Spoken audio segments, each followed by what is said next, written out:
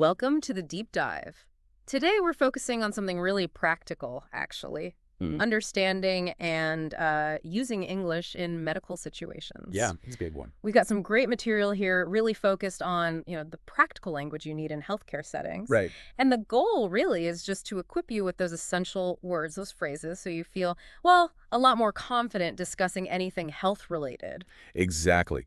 I mean, whether you're traveling or maybe helping someone else out with their health care, Yeah. or even just wanting to understand medical stuff you read online or hear about, having a good grasp of these terms, it just makes a huge difference. So we're going to try and pull out the really important bits for clear communication. Okay, perfect. Let's get right to it then. We can start with some really basic medical vocabulary. Good idea. The words you're probably most likely to hear or maybe need to use yourself. First up, symptom. Symptom. So this is basically any sign that might point to a health problem. Like you might say a cough is a common symptom of a cold. Pretty basic. It is fundamental, yeah. But what's really useful with symptom is thinking about being specific. Ah, okay. How so? Well, instead of just saying, I have a cough, maybe saying what kind of cough. Is it dry Right. or a chesty one? Mm. Are you coughing anything up? That kind of detail gives a doctor really valuable info right at the start. That's a great point. Specificity. Good tip. Okay, next one. Prescription. Prescription.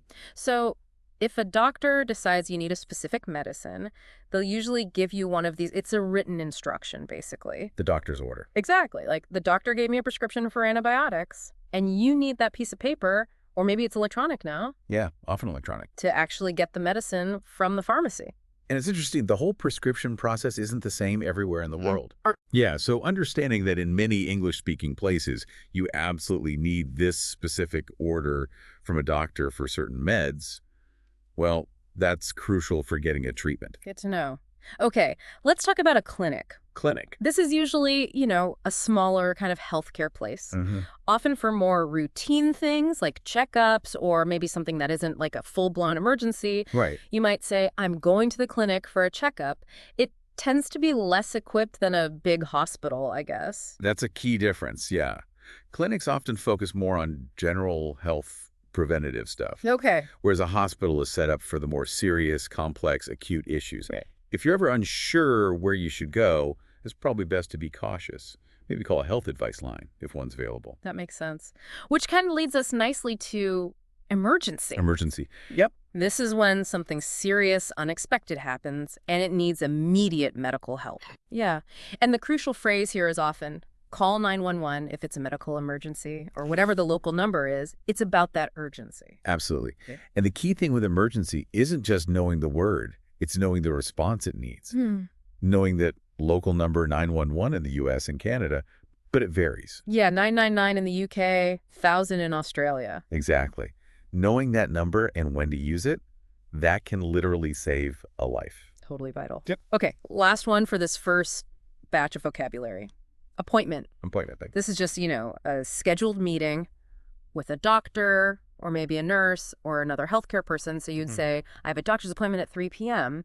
It's about planning those visits. And what's worth remembering with appointment, particularly in some healthcare systems, is being on time. Oh, yeah. Punctuality. It shows respect, obviously, but it also means you get your full time slot for the consultation. Right. And if you can't make it, letting them know as soon as possible is usually the way to go. Canceling or rescheduling. Definitely good practice. Okay, so we've hit symptom, prescription, clinic, emergency, and appointment. Foundational stuff. Yep.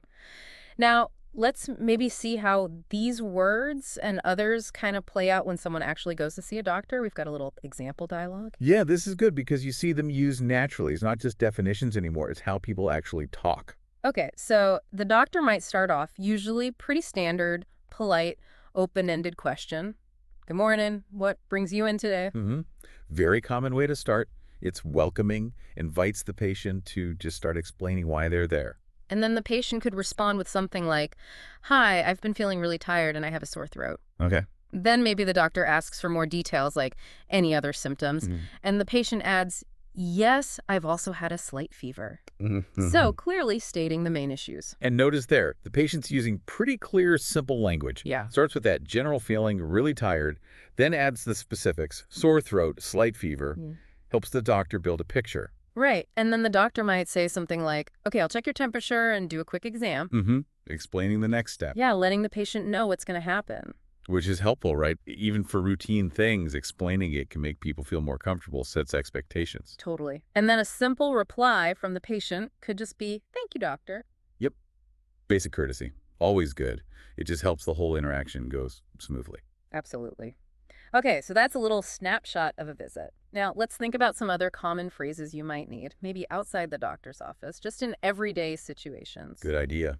Practical stuff. Like a really basic one, I'm not feeling well. Yeah, that's a useful general one. You're saying something's up, but maybe you don't want to give all the details right then. Exactly. Or, if you do know what's wrong, you could be more specific. I have a headache and a cough. Clear, concise, using "and" to link symptoms is pretty straightforward. And if you need to actually schedule that visit, knowing how to ask is key. I'd like to make an appointment. Yep. Polite, direct. Gets the ball rolling, whether you're calling or there in person. What about if you're worried? You might ask, is it serious? Oh, yeah, that's a very natural question when you're concerned. It prompts the doctor to give you their assessment, right? Exactly. It opens the door for them to explain the situation's gravity or hopefully reassure you. And then, thinking about medicine again, a really practical question. Do I need a prescription? Yes. Yeah. Super important. Yeah. Because that tells you if you need that doctor's authorization to get the medicine, or if it's something you can buy over the counter, affects how you access it. Right.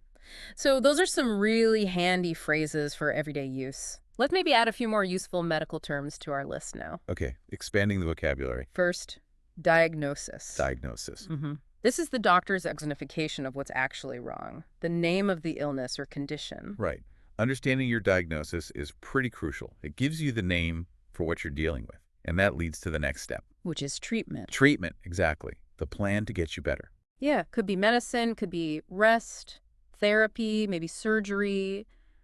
Lots of things fall under treatment. It's the strategy, really, the plan to tackle the diagnosis and help you recover. And it's so important to understand that plan. Ask questions if anything's unclear. Definitely. Okay, another key term, allergy. Allergy. Oh, very important. This is when your body has a negative reaction to something specific, right? Like pollen, certain foods, maybe a medication. And knowing your allergies and being able to tell healthcare providers is absolutely vital. Yeah. Prevents potentially really dangerous reactions. Critical information. Then there's insurance. Health insurance. In many places, like the U.S. especially, this helps cover the costs of medical care, which can be, well, pretty high. Yeah, understanding even the basics of how your insurance works where you are is really important for managing those costs.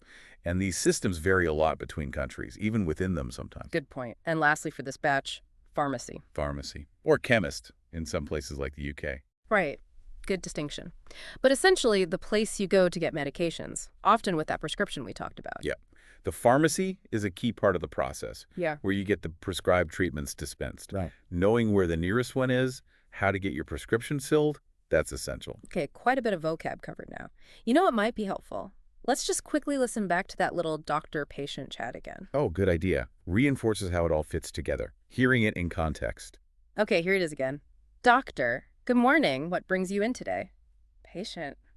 Hi, I've been feeling really tired and I have a sore throat. Doctor. I see. Do you have any other symptoms? Patient. Yes, I've also had a slight fever. Doctor. Okay, I'll check your temperature and do a quick exam. Patient. Thank you, doctor. Yeah, hearing that again, you can really pick out those core terms and simple phrases, see how they make the communication clear. Definitely. Okay, before we wrap things up, just a few bonus tips for when you're actually in those health-related conversations.